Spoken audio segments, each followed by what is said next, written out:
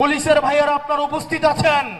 আপনাদের দায়বদ্ধতা জনগণের কাছে, আপনাদের দায়বদ্ধতা গুলশানের কাছে নয়, আপনাদের দায়বদ্ধতা ধানমন্ডির কাছে নয়। অত্যন্ত পরিতাপের বিষয়, আজকে পুলিশ সদস্যরা এখানে যারা আছেন, আইন শৃঙ্খলা বাহিনী আপনারা যেখানে আছেন, অতীতে আপনাদেরকে ব্যবহার করে আপনাদের ঊর্ধ্বতন কর্মকর্তারা তাদের পদ পদবি বাগিয়ে নিয়েছিল, আপনাদেরকে ব্যবহার করেছে। আল্লাহর দোহাই লাগে, উপরে আল্লাহ নিচে জমিন, নিজেকে আর ব্যবহৃত দিয়েন না। আপনারা ন্যায়ের পক্ষে থাকেন, ইনসাফের পক্ষে থাকেন। কোন রাজনৈতিক দল নয়, বাংলাদেশের জনগণ আপনাদের পক্ষে থাকবে। 12 তারিখ নির্বাচনে প্রশাসনের ভাইয়েরা আপনাদের কাছে উদাত্ত আহ্বান জানাবো, আপনাদের কোন দলের গোলামি করার দরকার নাই। প্রশাসনের ভাইয়েরা আপনারা জামাতে ইসলামেরও নন, আপনারা বিএনপিরও নন, আপনারা এনসিপিরও নন। আপনাদের জবাবদিহিতা বাংলাদেশের জনগণের কাছে। আজকে যদি আপনারা ভোট চুরি করে, লাইলাতুল ইলেকশন করে, রাতের ভোট দিনের ভোট রাতে করে, জনগণের ভোট চুরি করে আপনারা নির্দিষ্ট কোন দলকে ক্ষমতায় নিয়ে যান, আপনাদের সন্তানদের কাছে আপনারা দায়বদ্ধ থাকবেন। প্রিয় মিডিয়ার ভাইয়েরা, অত্যন্ত পরিতাপের বিষয়, এই জুলাইয়ের পরেও এই মিডিয়ার ভাইয়েরা দালালি বন্ধ করে নাই।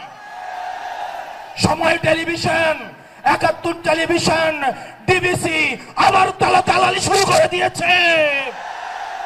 আল্লাহ সাক্ষী, আমি সাক্ষী, আমি দেখেছি এজেন্সি যে রিপোর্ট লিখে দেয়, ডিবিসি 71, সময় টিভি সেই রিপোর্ট তারা পাবলিশ করে। এই ডিবিসি 71 এবং সময় টেলিভিশন হাত বদল হয়েছে, কিন্তু চরিত্রের বদল হয় নাই। আপনাদেরকে আবারও জনগণের কাঠগড়ায় দাঁড় করাবো ইনশাআল্লাহ।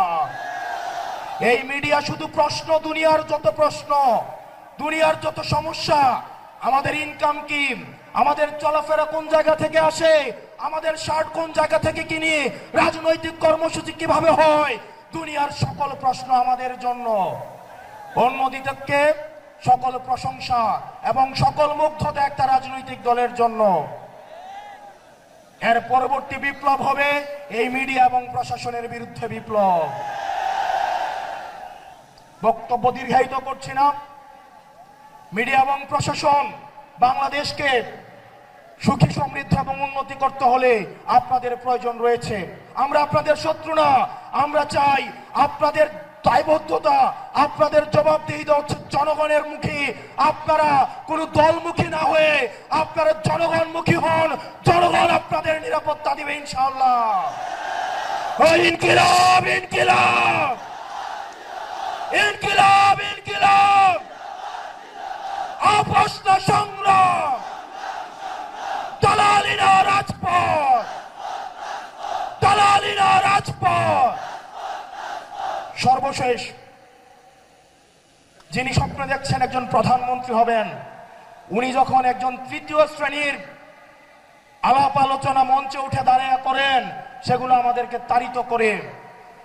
জনাব তারেক জিয়া, আপনি যেভাবে গুপ্ত গুপ্ত বলে আপনার নিজের নেতাকর্মীদেরকে হত্যাযোগ্য করে তুলছেন, গত 17 বছর কিভাবে ফ্রিল্যান্সিং এর মাধ্যমে দল পরিচালনা করেছেন, সেটা একবার নিজেকে প্রশ্ন করে দেখেন।